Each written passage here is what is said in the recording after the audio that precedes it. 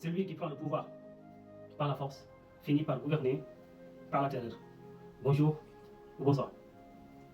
J'ai toujours dit que le principal problème de l'Afrique reste la prise du pouvoir par les militaires.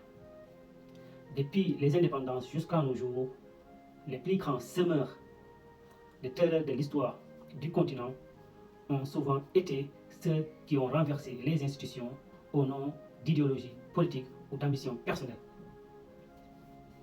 Pour conserver leur pouvoir, certains ont été capables de sacrifier des milliers, voire des millions de vies humaines.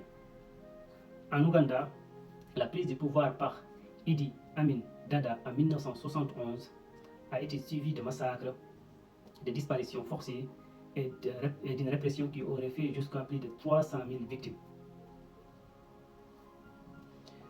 En République Centrafrique, le coup d'État de Jean Bodel Bokassa en 1965 a ouvert la voie à un régime autoritaire marqué par la répression des violations de droits humains et des massacres. En Éthiopie, la prise du pouvoir par le DERC de 1974 a été suivie de la terreur rouge, une période d'exécution massive, d'emprisonnement et de répression politique. Au Libéria, le coup d'État de Samuel Doe en 1980 a alimenté les divisions ethniques et a contribué à plonger le pays dans des guerres civiles dévastatrices. Au Nigeria, les coups d'État militaires des années 60 ont été précédés de la guerre de Biafra, un conflit qui a causé plus de 1 million de morts. Au Burundi, le retour au pouvoir par la force a contribué à l'agression d'une guerre civile meurtrière.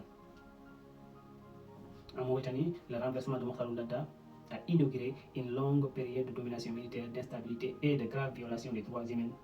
Ils sont même allés jusqu'à les événements de 1989, massacrant à plus de 600 hommes de tenue et faisant des déportations massives. Au Rwanda, le coup d'État de Juvenal en 1973 a instauré un régime autoritaire dont l'effondrement a précédé le génocide de 1994.